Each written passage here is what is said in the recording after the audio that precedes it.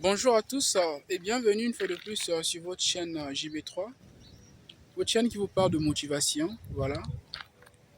Bon, ce matin, je vais parler d'un petit sujet qui sort un peu, je peux le dire comme ça là, dans le cadre du thème principal de la chaîne. Mais néanmoins, à mon humble avis, je pense que c'est un sujet important qui mérite vraiment d'être débattu, hein, si on peut le dire comme ça. Voilà, je compte vraiment sur vos commentaires, voilà, que vous allez commenter parce que c'est important de voir un peu aussi la vie de tout un chacun. Donc, abonnez-vous si cela n'a pas été fait. Donc, c'est une manière pour vous aujourd'hui, en fait, de contribuer d'une manière très positive, en fait, pour l'avancement de la chaîne. Donc, abonnez-vous si vous n'avez pas encore fait cela. Donc, dites-moi, pour vous, pensez-vous comme moi que, voilà, que nos milieux, en toute humilité, hein, nos milieux religieux, à l'occurrence chrétiennes, deviennent un peu toxiques, si on peut le dire comme ça, là, pour éviter d'en abuser. Quand je parle d'un peu toxique, je fais allusion en fait au manquement de respect, euh, au manque de considération. Voilà. On se disait que voilà, normalement une personne qui est censée écouter la parole, dans la vraie logique, était censée voilà, avoir un comportement exemplaire. Mais depuis un moment, on s'est rendu compte que les gens ont perdu en fait le sens du respect. C'est-à-dire, les gens ont oublié que lorsque nous sommes en famille, dans nos églises respectives, nous sommes avant tout un parent, un responsable, un grand frère, voilà, un petit frère, voilà. Au-delà de nos liens religieux, mais il y a le respect en fait mutuel qui doit s'imposer de façon naturelle normalement. Et vous allez voir que dans les églises aujourd'hui, le manquement de respect est devenu tellement trop fréquent. Ce que je veux dire par là, c'est que vous verrez que les gens parlent du mal des autres aussi facilement. Où sont ainsi ceux-là qui sont faibles d'esprit à changer d'église aussi facilement? Je le dis en fait, je fais cette vidéo, c'est parce que récemment là, un frère que j'aime beaucoup, un très bon frère, euh, ce comportement l'a tellement dérangé à tel point le frère a décidé de changer d'église en fait parce que c'est dit mais voilà, je ne peux pas être dans un milieu aussi toxique comme ça là. En passant, mon frère c'est quelqu'un en fait, je le salue déjà en passant parce que c'est quelqu'un que je porte beaucoup dans mon cœur. Il est orphelin de père et de mère, un battant, quelqu'un que j'apprécie beaucoup. Voilà, un homme qui a des valeurs en fait, qui a des valeurs, qui garde certaines valeurs en fait. Voilà, le monsieur, il cherche sa vie, voilà. Il essaie un peu de combiner entre église, la vie de prière et la vie sociale en fait. Trouver un peu de l'argent pour payer sa maison, voilà, payer ses factures, voilà. Et de la part de certains responsables, de certains frères, les gens le mènent une vie en fait, voilà, pas trop bien quoi. Les dérangements tout le temps, voilà, tu as rétrogradé, tu as fait ceci, tu as fait ceci. Mais à mon humble avis, que dit la parole? La Bible dit que, en résumé, si vous voyez votre foi en erreur, qu'est-ce que vous devez faire? En résumé, qu'est-ce que vous devez faire? Que vous dit la parole en fait? Est-ce que la parole vous dit directement, voilà, vous allez commencer à condamner la personne, voilà, à dire que celui-ci il est rétrograde, comme je le vois souvent au message, voilà, il vit pas la parole, il est païen, des termes bizarres, irrespectueux, immatures en fait. La parole vous dit que partez auprès de votre frère en fait. Pourquoi Dieu le dit? Dieu a ses raisons. Il se peut que vous êtes en erreur. Il se peut que l'autre est malade. Il se peut que l'autre traverse des situations difficiles. Hein. Et le fait d'aller voir votre frère, vous partez en fait à la quête de l'information, à la recherche de l'information. Alors la question de savoir pourquoi le frère ne vient pas, cherchez d'abord à comprendre la situation. Et bien que la personne soit rétrograde ou comment, croyez-vous que en insistant sur cela, cela est la bonne manière en fait pour aider la personne à pouvoir revenir? À mon humble avis, je pense que non. Hein. Je pense que ce n'est pas la bonne manière en fait. La bonne manière consiste à aller envers son frère. Dans la quête de l'information, chercher à savoir qu'est-ce qui ne va pas. Et derrière aussi, nous devons avoir ce qu'on appelle une intelligence sociale très développée, c'est-à-dire le savoir parler. C'est-à-dire que quelle est la manière dont vous parlez à la personne? Parce que les mots sont importants. Hein. Les mots, il faut les choisir. On ne parle pas n'importe comment en fait. Les mots sont très importants. La manière de parler peut donner envie à la personne de revenir. Est-ce que vous comprenez? Voilà, dites dans les commentaires ce que vous en pensez par rapport à cela. Dites vraiment dans les commentaires. Parce que moi, c'est ce que j'ai noté. Hein. Moi, c'est ce que j'ai noté.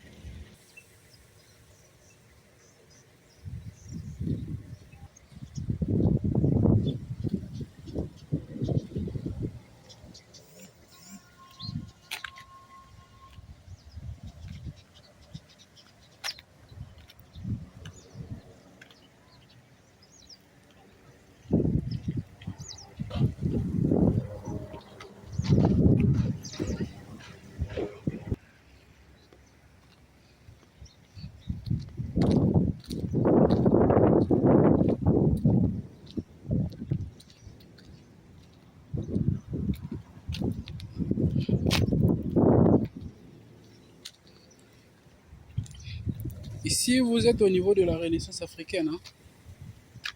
Voilà, il y a beaucoup d'endroits que vous pouvez rester. Voilà, on continue notre sujet, c'est pas encore fini.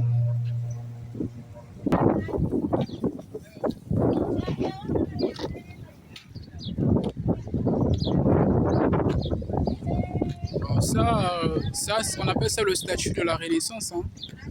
Ce statut-là, en fait, relate un peu l'histoire africaine. Bon, attends, je vais vous montrer quelque chose, un petit test qui est très, très, très intéressant. Ça relate un peu l'histoire de l'Afrique. Pointant en fait le doigt au niveau de l'océan Atlantique. L'enfant là que vous voyez là, donc c'est les colons qui venaient en fait. Donc voilà, il y a le père qui a pris sa femme pour fuir en fait. Donc je vais vous montrer un peu le message. Ici, vous êtes au niveau de la Renaissance. Donc je vous permets aussi de faire un peu la visite de la Renaissance africaine hein, au niveau du Sénégal.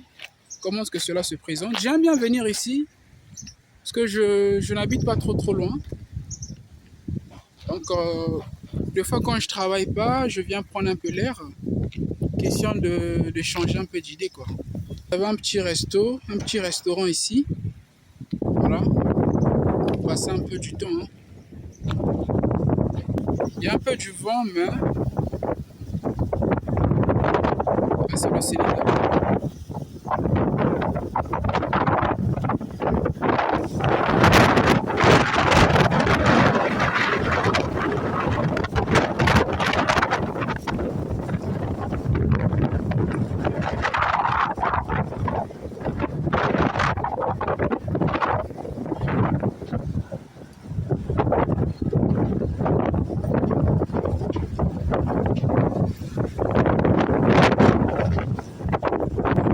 Là, vous avez un petit message à la jeunesse africaine. Message à la jeunesse et de la diaspora. Si un jour les parts de recopier de ce mouvement, c'est à tous ceux qui ont sacrifié leur liberté pour leur vie, la renaissance de l'Afrique, Abdoulaye Wade.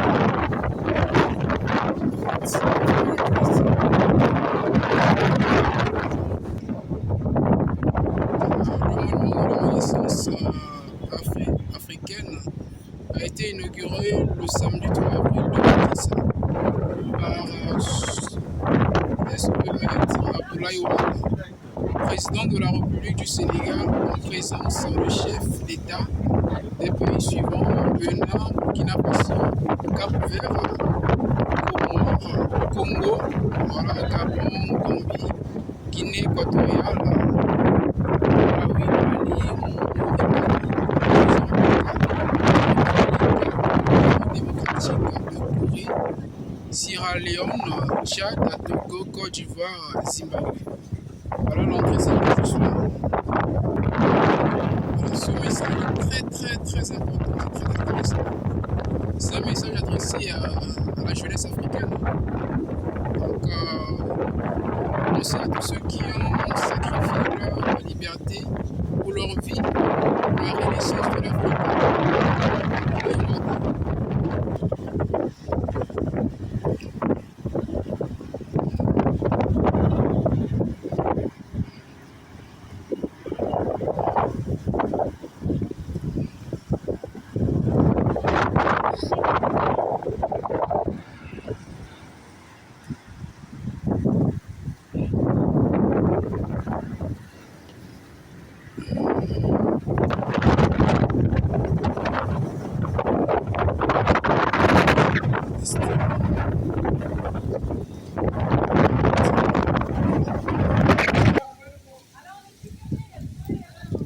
African Renaissance.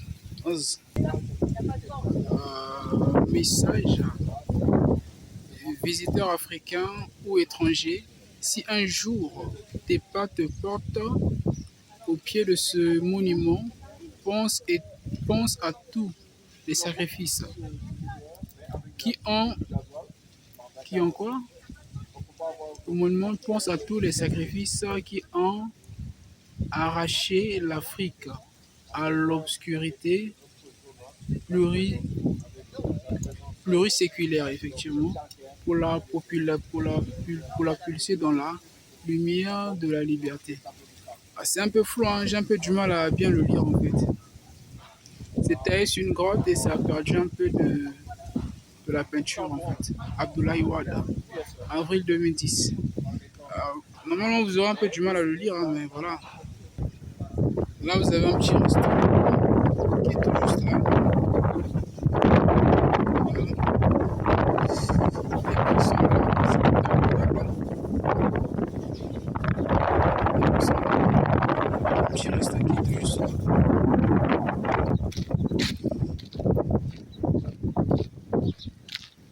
Donc, en tout cas, j'aime beaucoup venir ici très tôt le matin.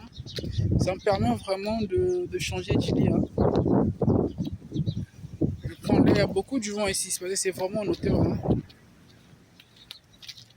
Donc, c'est ce que je disais, les gars, mes frères et sœurs chrétiennes. Soyons des personnes, en fait, qui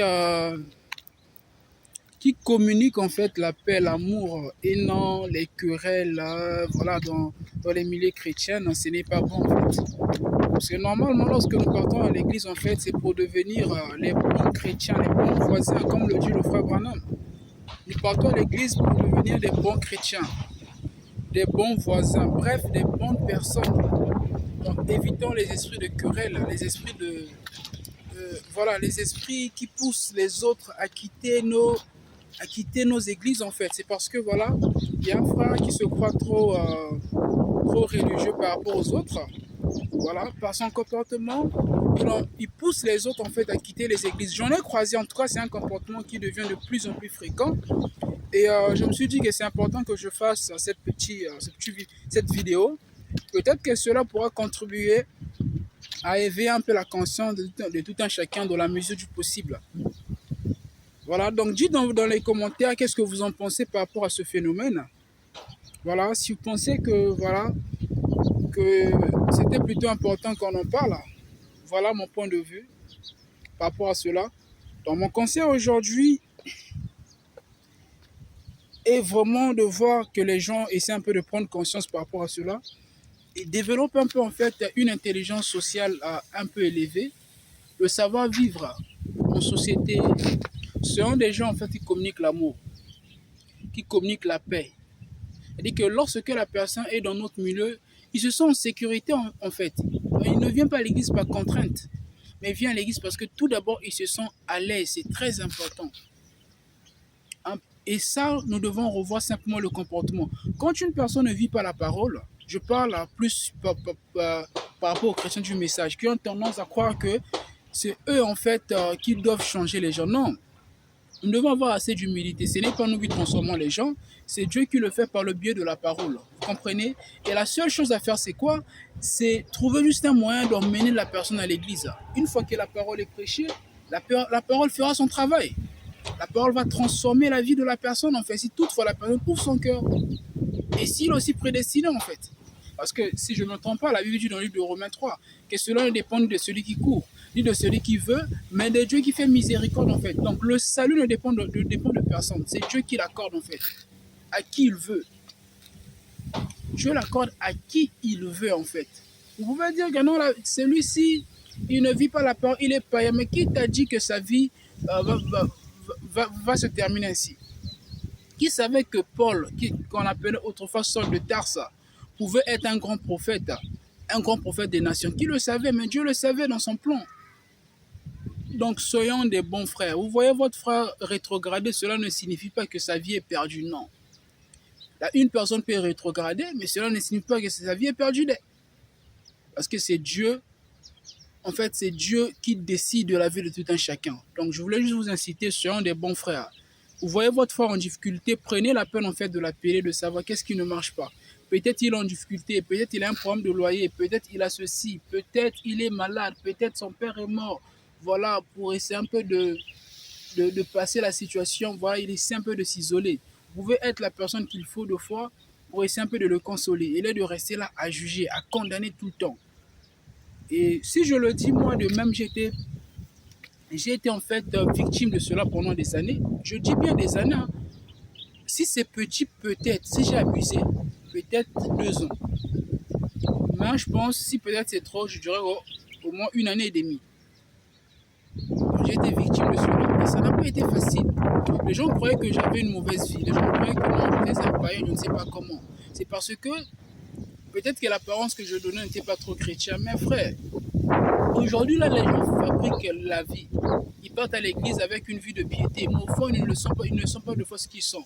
Mais après, vous allez voir, 1 année, 2 ans après, ils vont revenir à la case départ. Ou bien, d'autres personnes ont tendance à donner une image chrétienne aux yeux du pasteur pour plaire aux gens. Moi, je connais des sœurs aujourd'hui. Moi, j'ai vécu avec des gens qui ne vivent pas la parole, qui vivent très très mal. Mais aux yeux du pasteur, shalom pasteur, comment allez-vous, tout ça là.